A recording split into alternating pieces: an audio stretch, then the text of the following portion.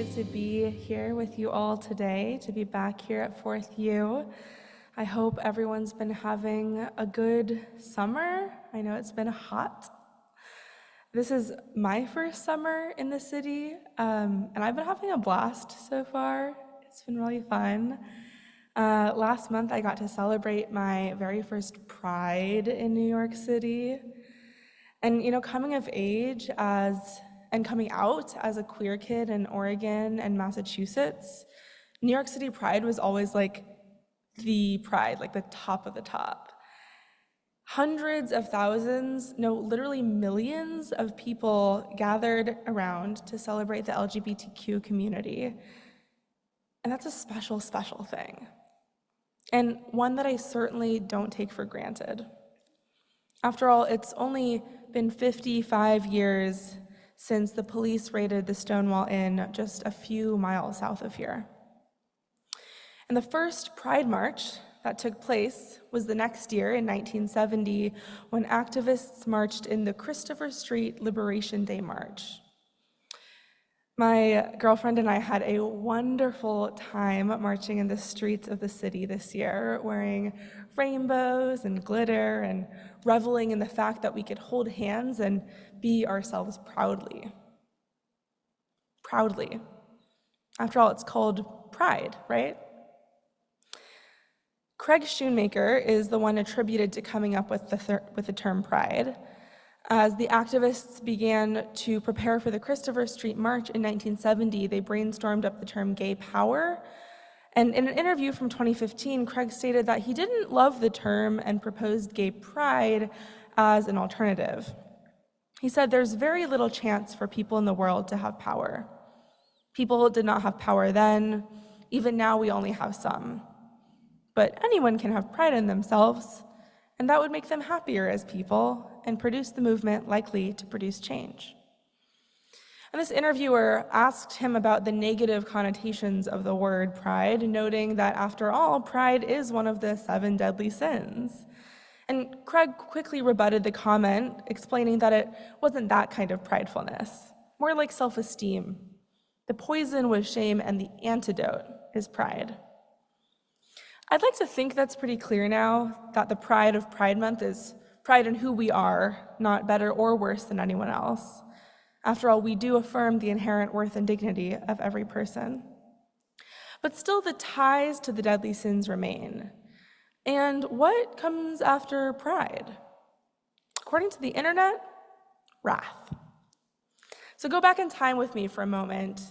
It was the summer of 2018, or 2018, as some liked to call it. And by the end of June, no one was really ready to leave Pride Month behind. So someone on Twitter made a joke about Pride Month being over, but Wrath Month just beginning in July, and the internet loved that. None of the other deadly sins have really picked up in popularity as much as Wrath Month, but I definitely want to start celebrating Sloth Month at some point, so we should figure that one out. But here we are in July, halfway through Wrath Month, a time to center righteous anger.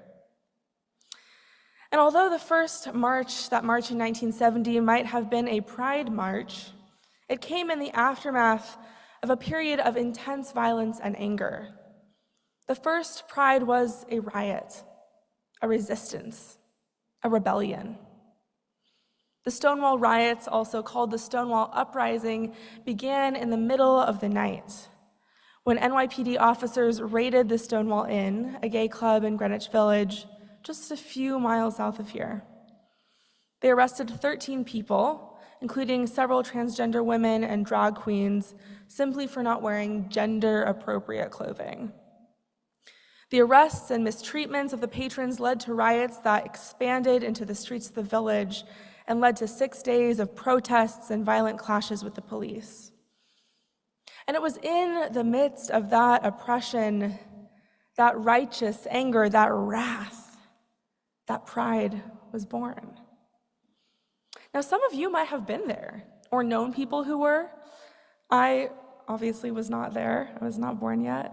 But I have stood on that street and in that bar and thought about my queer elders and ancestors that fought so hard for the rights that we have and continue to fight for today. Now, Stonewall wasn't the first place where these fights took place, and it certainly has not been the last. But it did spark something there that hadn't been there before, a movement that continues on to today. And even as we celebrate all that we have accomplished and all that we have to be proud of, I'm still feeling a lot of wrath. As I watch Unitarian Universalist congregations around the country invite drag queens for pride services and times for all ages, laws are being passed in states like Montana and Tennessee to ban drag queen story hours and even public performances by drag queens. As our whole lives, OWL, Unitarian Universalism's comprehensive sex education program, works to support people of all ages in discovering and affirming their bodies and identities. Non-binary teenagers like Nex Benedict are bullied and assaulted by their peers, leading to Nex's suicide a day later. And as more and more Unitarian Universalist congregations begin to do the work that we should have started so long ago to make our congregations more welcoming for queer and trans people, we are still being harassed on the street, not allowed into bathrooms, the targets of homophobia and transphobia ranging from microaggressions to hate crimes. Now, I'll be honest, I struggle with anger. Theoretically, I don't have a problem with righteous anger, but I do still find it hard to express personally. When something is unjust, I often find myself leaning into despair and sadness instead of anger. It's protective, a way for me to feel injustice without having to do something about it. But it's not productive. It doesn't do anything for me to feel sad. So I've made a commitment to try to lean into my righteous anger, my wrath, at least for the month. And then I guess we'll see, maybe it'll be Sloth Month in August. But as much as Audre Lorde sees anger, I see wrath, right? It's not as hatred, as she says, the fury of those who do not share our goals, whose object is death and destruction, but rather a grief of distortion between peers, whose object is change. Change. How do we take our wrath and turn it into change? First, of course, we must acknowledge our wrath. Admit to ourselves that we are angry. Wrath is a powerful emotion. It can be a scary emotion. I know that for me, my wrath has caused me at times to do or say things that I regretted. I also know that denying myself wrath, when it was deeply felt, caused more harm too. And we have to understand our wrath. Where is it coming from? Is it a personal experience or something we read or heard or saw on the news? Or a deep ache in our hearts that's just always there? And then, only then, can we transform our wrath into action. If something we experienced is making us angry, let's address it. If it's something we witnessed or heard about, let's find ways to take action in our own communities and maybe even beyond. When I feel the ache of pain and anger in my heart more acutely, I find ways to care for myself and those around me, to be rejuvenated and re-inspired by the love and hope in the world. I was actually at the Stonewall Inn briefly last summer, watching a drag show. In the days after Tennessee first passed its ban on drag shows in public places where minors might be present. It felt so far away. But I remember vividly the drag queen turning to us and saying, I'm doing this not only for all of us, but for everyone who can't perform, who isn't allowed to show their truest selves. From New York City to Tennessee, we are all in this together. Every time I get down into my despair about the world, I remember those words. And now every time I turn to my righteous, wrathful anger, I think about what she said, that we're all in this together. To paraphrase Audre Lorde, I am not free while any of us is unfree, even if their shackles are very different than my own. Nor is any one of you.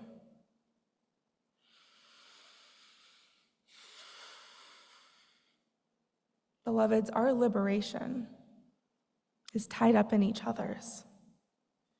Our anger is interconnected, intertwined, and when used for change, I believe we can move mountains. Thank you. Well, good morning, everyone, and welcome back to another episode of Getting the Message. And today we have Karishma Gottfried back with us again, which is exciting. Karishma, how are you?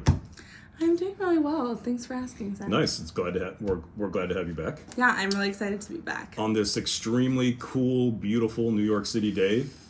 Just kidding. It's so hot outside. We're not sure anyone's going to come to church, but that's okay. All right. So we're going to jump right into this. Okay. So we're going to do our typical getting to know you questions. So the first one is, tell us just a little bit about yourself. Yeah, so I finished my first year at Union Theological Seminary, and I'm currently working as a hospital chaplain at New York Presbyterian at the Columbia campus, and learning a lot. I'm on the path to ministry, becoming an ordained Unitarian Universalist minister, which is something I wanted to do since I was in high school, growing up UU in Oregon. So that's me in a nutshell, and I'm really happy to be back. Awesome. Are you doing your CPE? Yes. Okay, cool. Yes, my CPE, my clinical pastoral education. It's like a summer of learning how to be a chaplain, and then like a lot of hands-on experience of just talking with people and meeting them where they're at. That's so cool. We need to talk about this more because I changed schools from Union to United in Minnesota, nice. and for interreligious chaplaincy. And so I have a lot of questions for you now. Yeah, So, absolutely. Okay, so we'll talk about that later. All right, great. So the next question, what is the most valuable quality or strength you believe you can contribute to the world? This is my favorite question to ask people, because it gets them saying something good about themselves, right? Yeah, that's a really good question. I think that something that I contribute to the world is just my unyielding hope and love for the world. As bad as it gets out there, and it gets bad, I really truly believe that through working together and through loving each other and through fighting injustice, we can make the world a better place. And I think a lot of my peers, especially my younger peers who have grown up in a world of economic disasters and climate crises and everything, don't have a lot of that hope. And that's something that I really feel like I can contribute and give people the strength to keep going. Awesome. That's a great answer. Awesome. Okay. Next question. My second favorite thing to ask people. If you could choose one superpower, what would it be? I think flying. I think flying would be really fun. Nice. Why flying? You just would get to see so many different things, and you could go so many places. And New York City traffic, no issue. You could just fly over everything. Never mind. I'll take flying too. No more subway. Just boom. Yeah, you just go straight there. I mean, I was trying to get here from my place this morning, and it was it would have been a 10-minute flight, but it was 40 minutes on the subway. Nice. I like it. All right, cool. All right, these have been some fun questions. But now we're going to get into some serious Karishma's message. She just gave an amazing message. And so we're going to so the plan for these Getting the Message interviews is to give folks tools during the week to think about what you talked about in your message, ways to reflect on them as we think about it throughout the week. Great. Okay? So Next question is, what or who inspired you to write this message today? Well, so the last time I was here and preached, it was just the end of May. And then I didn't come back at all in June, which obviously is Pride Month. And I was feeling really bummed. I actually didn't preach at all this summer in June, so I didn't have a Pride Month sermon I got to give. And I was thinking about it, and I was just like, wow, like, you know, LGBTQ people, like queer people are just so inspiring and incredibly resilient. And I wanted to like write a sermon about that. And I was like, well, I'm only preaching in July. And then I was thinking about the meme that I messaged, the joke about, okay, if June is Pride Month, July is Wrath Month, you know? And so I was like, wow, what would it be like to write a sermon about Wrath Month? And then, of course, as the reading from today from Audre Lorde's The Uses of Anger, Audre Lorde, and her beautiful queer anger, always an inspiration.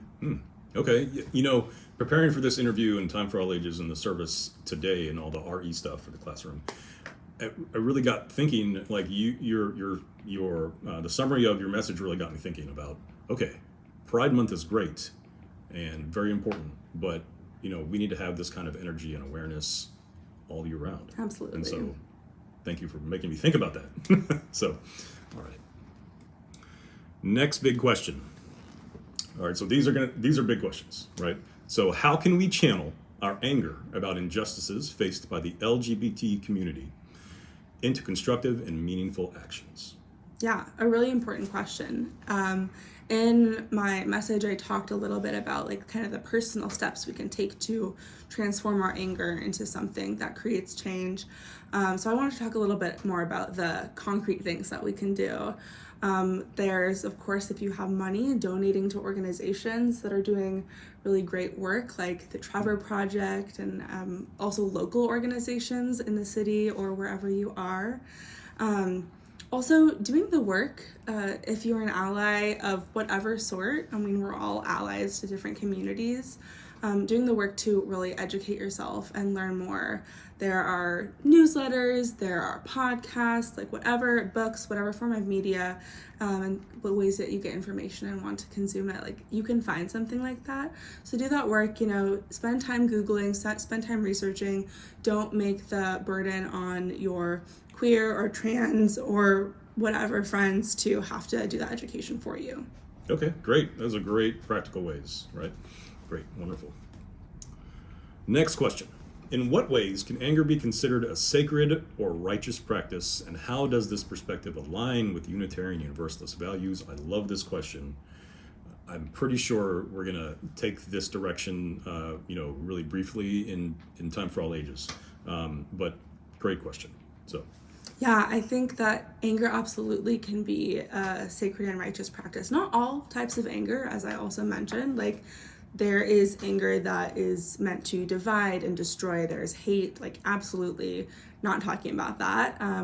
Honestly, just in the same way that in talking about pride, we're talking about pride as like self-expression and joyful identity, not like thinking you're better than other people. Like pride can have multiple meanings. Wrath and anger can also have multiple meanings, and we're focusing on the righteous anger, the ability to realize that there is injustice in the world. I mean, as Unitarian Universalists, we believe in salvation in this life. We believe that we have the power to create heaven on earth, and in that we also recognize that there is hell on earth too, and that there are people suffering and injustices and so many terrible things happening.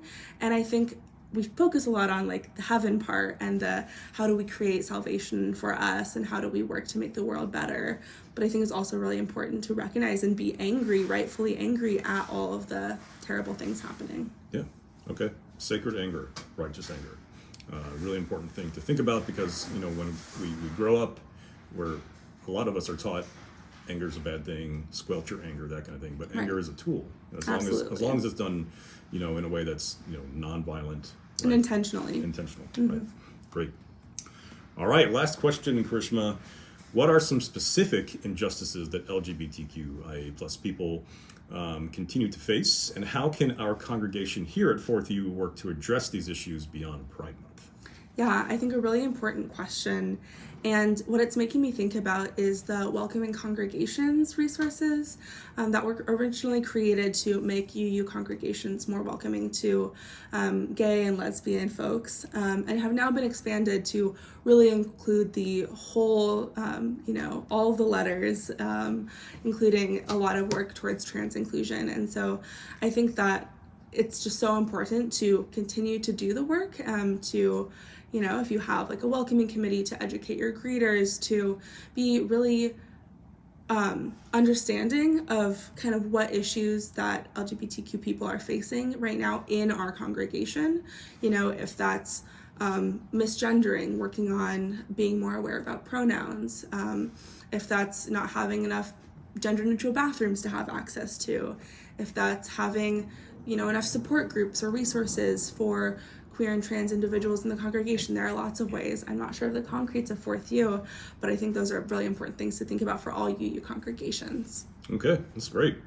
Again, great practical things to think about. And it's easy things, right? It's not difficult to do this, to make someone feel included and welcome. Right. It's like little things that can make a big difference. That's right. Well, Karishma, thank you so much. We loved your message. Thank you for this interview, giving us some tools to think about what you taught us this morning throughout the week. And I think you're coming back in a few weeks, correct? I am. We'll be back in August. All right. I'm going to have to think of different beginning questions. Yeah, you already know my superpower is and everything. So we'll see what I come up with. Great. All Looking right. forward to it. Thanks, everyone, for watching, and we'll see you next week on Getting the Message.